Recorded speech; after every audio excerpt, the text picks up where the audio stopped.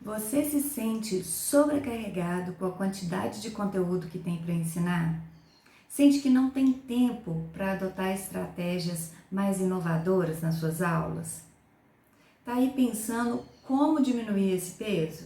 Nesse vídeo, nós vamos te ajudar a selecionar os conteúdos para os momentos síncronos, sejam eles presenciais ou remotos. Além disso, nós vamos te dar 5 dicas para o que fazer com o restante do conteúdo. E não para por aí. Nós vamos também te dar 4 dicas de como se planejar para que você não tenha mais problema com o tempo e possa inovar na educação. Vem com a gente?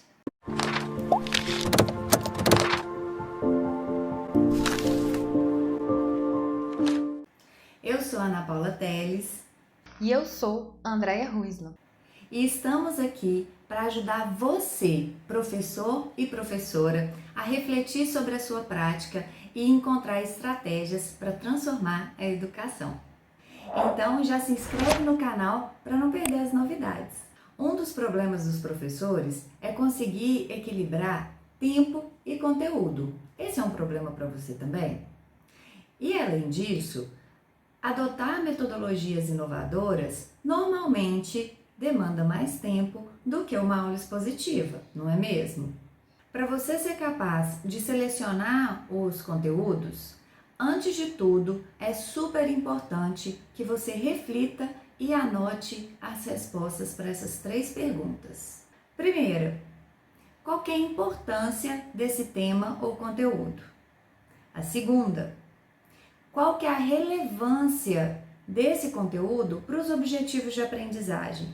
E a terceira, qual é a importância desse tema ou conteúdo para a vida dos estudantes, os projetos de vida que eles têm? A partir dessa reflexão, é hora de selecionar os conteúdos.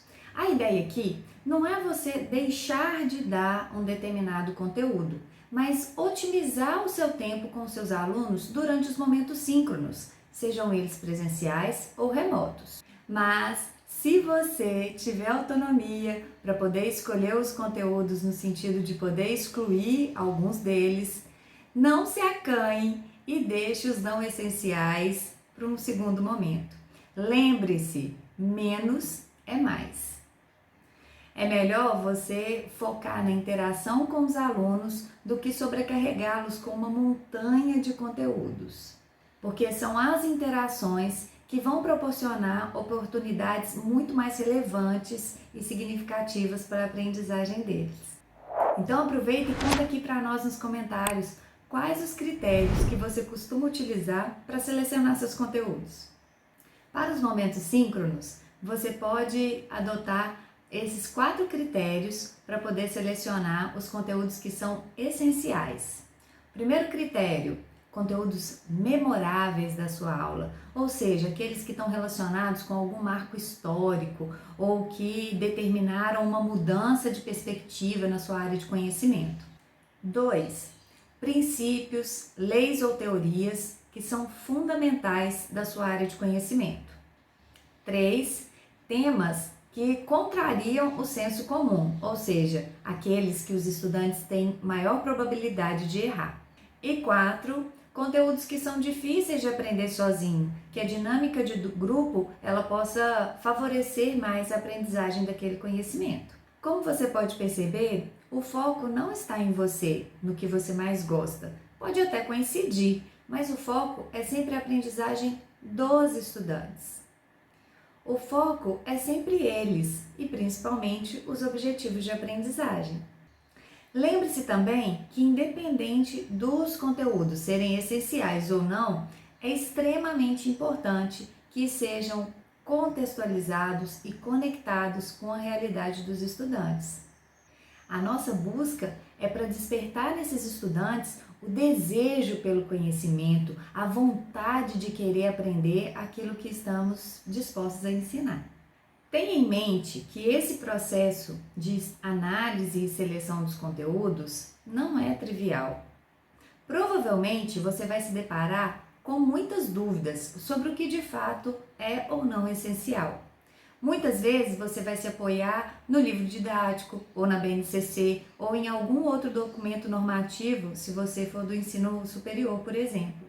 Sempre que possível, também converse com outros colegas da área. Isso vai te ajudar a refletir na seleção dos conteúdos. E não desista. Quando a gente se depara com as dificuldades, é super importante a gente persistir. A prática com reflexão é que vai nos ajudar a tomar consciência ao longo do processo sobre o que é essencial ou não. Principalmente porque nós estamos tentando mudar a lógica desse processo, né? Não é mais o conteúdo que é o principal agora é a aprendizagem dos estudantes. Então, mudar essa chave, mudar essa lógica, ela demanda tempo e prática. Por isso, não se desespere. No início, é normalmente mais difícil mesmo, para tudo que a gente vai fazer, né? Mas com o tempo, com a reflexão, com a persistência, eu tenho certeza que você vai conseguir. Mas então, o que você poderia fazer com esses conteúdos que você não selecionou como essenciais? Então, vou te dar 5 dicas para te ajudar a pensar sobre isso. Primeira delas, você pode usar esses outros conteúdos e abordá-los como exemplos daqueles conteúdos que você identificou como essenciais.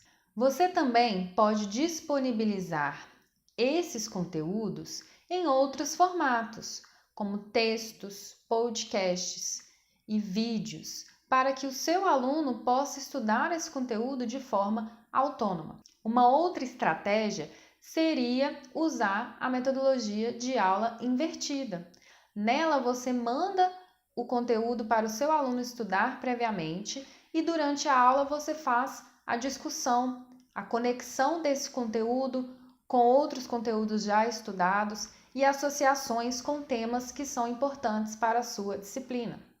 Você também pode pedir para que os estudantes pesquisem de forma individual ou em grupos sobre esse assunto.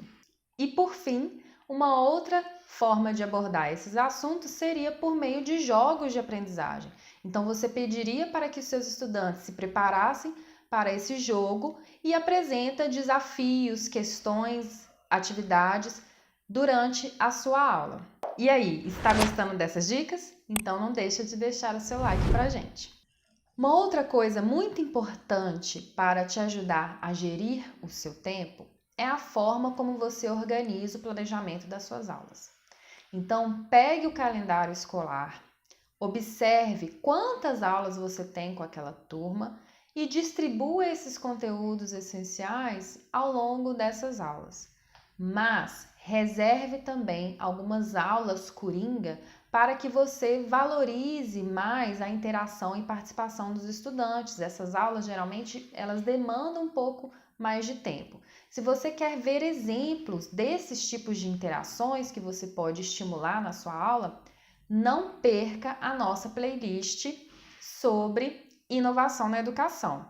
Lá você vai encontrar vários vídeos com alguns exemplos de como estimular essa participação dos seus estudantes. Uma outra dica muito importante para que você consiga conciliar a quantidade de conteúdo e o tempo que você tem disponível é pegar alguns conteúdos que muitas vezes podem ser trabalhados em capítulos separados no livro didático e tentar fazer conexões entre esses assuntos e trabalhar ali de uma vez só. Um exemplo que eu posso dar para vocês é que quando eu trabalhei cadeia alimentar com os meus alunos, eu aproveitei para trabalhar alguns sistemas do corpo humano, como o sistema digestório e o respiratório.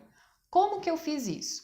Então, eu estava ensinando sobre cadeia alimentar e fiz a seguinte pergunta para os alunos: por que precisamos de alimento?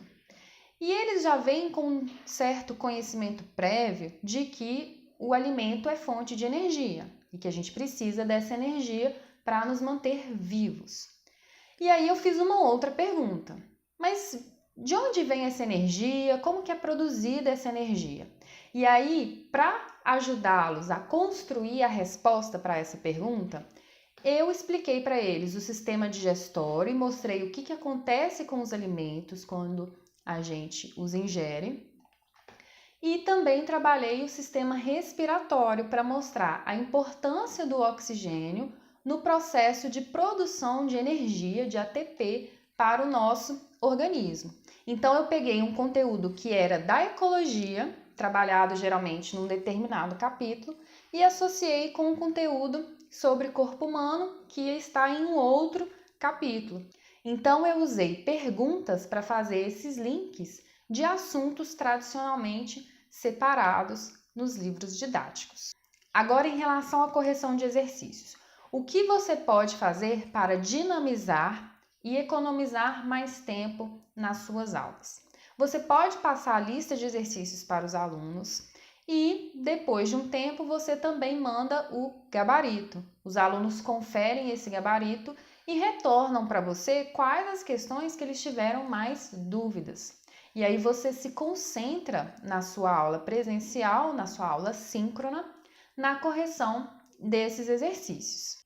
Uma outra forma também de dinamizar essa questão dos exercícios é colocar as atividades em formulários, como por exemplo o formulário Google. E quando os alunos respondem ao formulário, o próprio Google já gera um relatório com os índices de acerto de cada questão. E aí você também pode se concentrar para correção daquelas questões que a maioria teve dificuldade. E também o formulário te permite te dar feedbacks individuais. Assim, você pode pegar uma questão que teve alto índice de acerto, mas alguns alunos erraram, e mandar para ele individualmente a resolução daquela questão. Ou você pode também usar essa ferramenta dos feedbacks para estimular os alunos também que tiveram facilidade com o conteúdo. Muitas vezes a gente se concentra só naqueles que tiveram dificuldade, e esses alunos que têm mais facilidade acabam não sendo estimulados. Então você pode usar os feedbacks também para isso. E aí, fez sentido para você pensar nessas ideias? Então se inscreva nesse canal para não perder conteúdos que podem te ajudar na sua rotina como professor. E até a próxima!